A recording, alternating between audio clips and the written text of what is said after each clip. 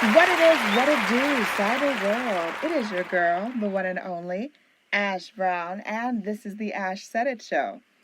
Over 2,100 episodes since 2014, 500,000 plus streams around the world. None of this is possible without you guys. Thank you so much for your love, your support, the shares, the cares. It makes a huge difference. Today, my guest is acclaimed author of the new book, German Heritage Baking, Volume 1. We've got Heidrun Metzler. Hi, Heidrun. Hi, Ash. Thank you so much for having me. Thank you so much for joining us, Heidrun. Oh my gosh, before the show, we were just talking all things about Germany. I was telling you about my love affair with Germany. I love it over there. And getting, in contact with you and talking about the book and everything, where did you pull a lot of your inspiration for this particular book? Well, it all started, I grew up in Germany, and my aunt and my grandmother and my mother, they were always baking. It was part of our lives. I didn't really know any different. So I was just recently asking my mom, did I help you when I was real little? And she said, yeah, you kind of looked, and and all of you guys really loved my baking, and yeah, we did.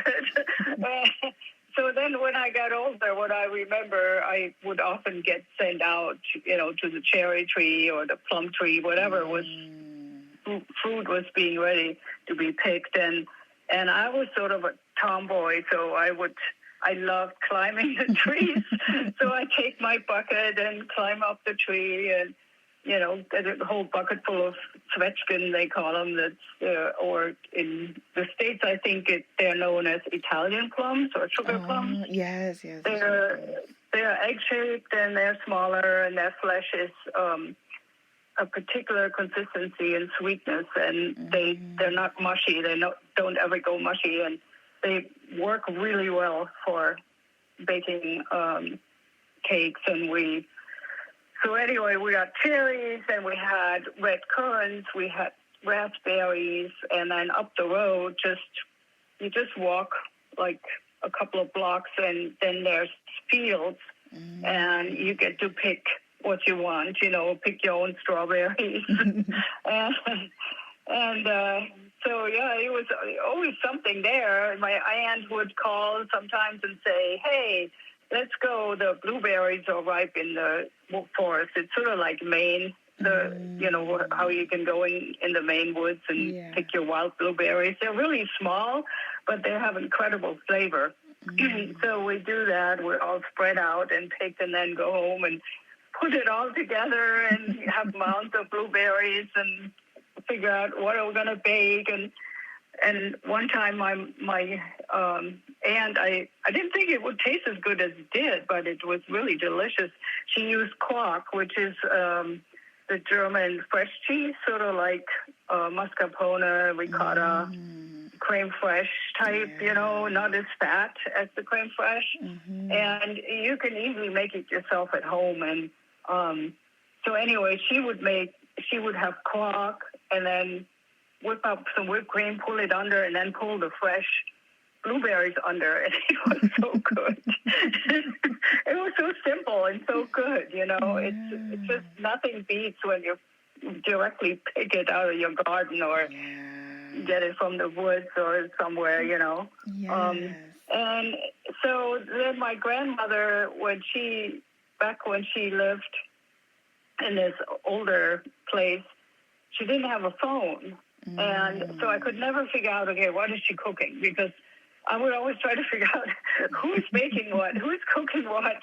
And then I was sort of in a 5-mile radius with my bike from my aunt and my grandmother and us. And so my aunt I could call, and then she would say, yeah, I made this today, or we're going to have, lentil soup, potato pancakes. And I'm like, okay, I'm there.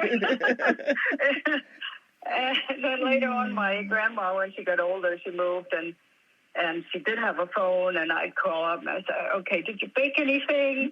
And she's like, yeah, I made a sweet yeast dough. It's a sweet yeast dough that it's sort of like a pizza dough, but sweet, and you roll it out on a cookie sheet, a large cookie sheet, and then you put your food on top and crumbs on top. And you can also just do crumbs, no food, depends what you like. And she made the best one, and all our family agrees she made the best one of those. And and I would just go, like, jump on my bike and be up there and then have coffee and cake with her, you know. So then, you know, I ended up just starting to bake, early teenager. And, well, my first attempt was when I was 10 years old. That didn't go too well. I kind of made charcoal. Everybody has to start somewhere, Heidrun. Everybody has to start off with something. I decided, my parents were gone. My grandma was taking care of us, and I decided I'm going to make this. It was Sunday, and you know you have to have something on Sunday. You can't not have cake on Sunday.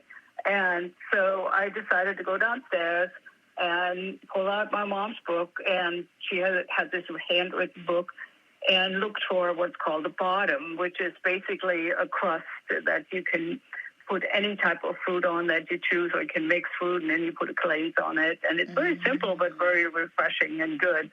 So I thought I could handle that, and I make it, put it in the oven, go upstairs, and it was Sunday, so we got to watch Lassie. Remember Lassie? Yes, I remember Lassie. And all of a sudden I smell this smell, and I said to my grandma, how long does a bottom bake? And she said, about 25 minutes. I'm like, oh no.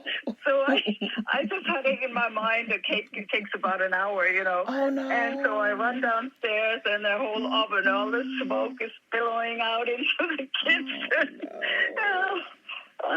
Anyway, I made another one. I decided this can't be. I got to make another one. So I was successful the second time. Yeah. But then I baked a couple of favorites, and when I moved to the States, I ended up taking like a short little grocery list piece of paper where I just put the ingredients down because I knew how to make it.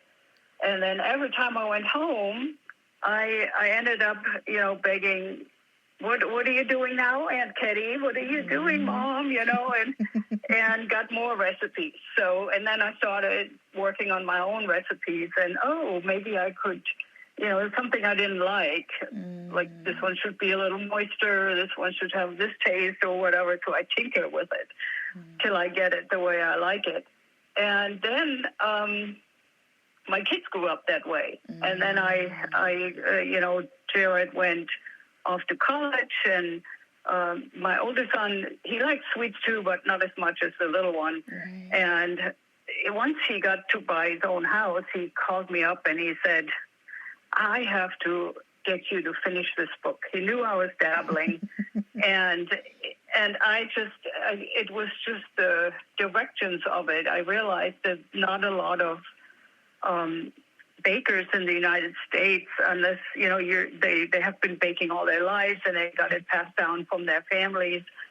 They were very unsure of how to do certain things. And so I came to the conclusion that I needed to write a more detailed book, because I want the new people like my son to succeed in making it, and so I made videos, and I put QR codes in there, and I keep making videos and putting them up on my Vimeo channel. There's a whole section it's organized by the chapters of the book, so it's easily found what you're looking for.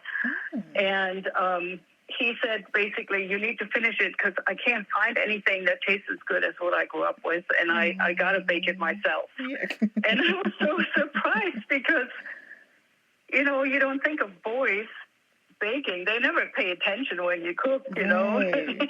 So that really kind of got me going on finding the right people, finding the right editor. It took me a while, and finally found somebody that I really loved working with. We've been working together for like 9 years now, and we're working on book 2 right now. And then I ended up sending out to some agents. I sent out about 25 agents, which I'm told is not much, but it's a lot of work because they want all different materials. It takes time. So unfortunately, COVID was starting and people weren't in the office. And so it probably was a bad time. I got a few nibbles and nothing happened. And I was so far into the book, I decided I got to finish this book. And so I, once Rebecca came in to help me, then I looked into, okay, what does a publisher do? So I looked into what are the steps. So then you have to get a proofreader, and this is after you read the book over and over and over again, and you have 3 people reading over the book, and you still miss something. It's amazing how it happens. So then we had the proofreader, then after that the designer, and then what I didn't know is you have to get an indexer. The designer does not do the indexing. That's a whole nother part of it. It's a real job, to be an indexer, and it's not that easy. So I did everything by the book, and then I was hung up on wanting to have a picture, at least one picture with each recipe, so people could really see what they were baking. I don't like the books where there's a recipe and then I have to kind of imagine what it might look like. And that was a problem with printing it in the U.S. But eventually, right about, when they were telling me you have to put all pictures in the front or all pictures in the back and then refer to the picture. And I'm like, I don't want to do that. And then right about when I got ready to send it off, the printer that I had found, which took me a lot of phone calls to find him, said, I got a new machine, and I think we can do the picture with each recipe. And I was so happy.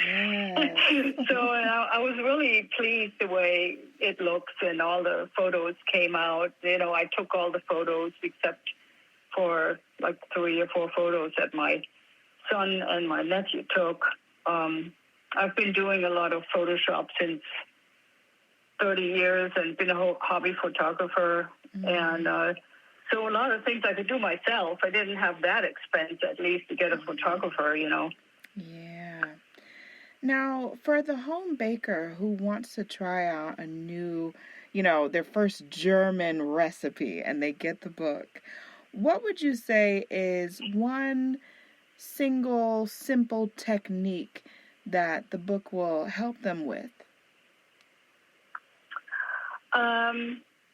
Well, you mean what would I recommend as a recipe or a technique? What would you use a recipe? So, I would probably start with the coconut macaroons. They're very easy. You just have to be sure you buy the right coconut shavings. You don't want to get those sweet ones that are kind of these long threads. You want to get the shorter. Usually the health food store will have them. And then you whip up egg white, and you add powdered sugar and some flavors, and you mix that up carefully. It's called folding. You fold in the coconut into the whipped egg white with the sugar. And I have actually a couple of videos up on my Vimeo channel. You could find me at Heidrun Metzler Vimeo, or the same Vimeo is also. I work with horses, and so they do tricks. And so if you look up trick horse skeeter, like a mosquito, trick horse skeeter, or Heidrun Metzler, you can find me on Vimeo. And I show you the technique of how to fold something in, like how to fold whipped cream into filling or egg white into dough. And it's kind of a movement with your wrist that you want to do to not deflate what you just whipped up. You put all this air in your whipped cream and in your egg white, and you don't want to deflate it. So, yeah, so that would be fairly easy. And then hazelnut, the hazelnut ones are the same type with hazelnuts. Yeah, even like the pies aren't that hard. I have a video on how to put the crust together, and then you just do the filling. Any of the pies, you can kind of read it already. You can see if there's long directions. Like a black forest cake would be probably too much for a beginner. Although one of the testers did it, and she said she picked it because she liked the idea, and then thought, this looks complicated. And then she realized I walked her through every step. And when you make a torte, you can always do the crust part the day before, and then do the filling the next day, and then put it together. So that I always break it up. It's, or you can make the filling, like the cherry filling, you could make the day before and not the whipped cream. Right. There's lots. Yes. Now, let everyone know the best way for them to get their book, as the holidays are coming up. It's a really awesome stocking stuffer and a way to celebrate the holidays with family. Yeah, so far I have the ebook on Amazon, and it's called German Heritage Baking, Volume 1, and we're working on Volume 2.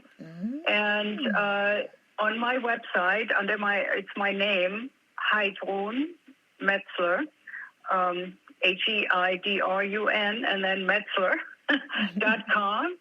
And you can probably Google it, German Heritage Baking, Heidrun Metzler, or it will, I think I come up pretty much everywhere.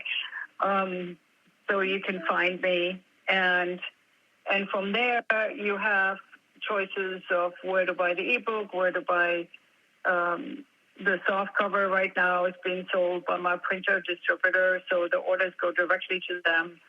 And then a hardcover is, I'm still waiting for them to bind the hardcover. It's printed, but they haven't put it together. So that will come soon. Okay.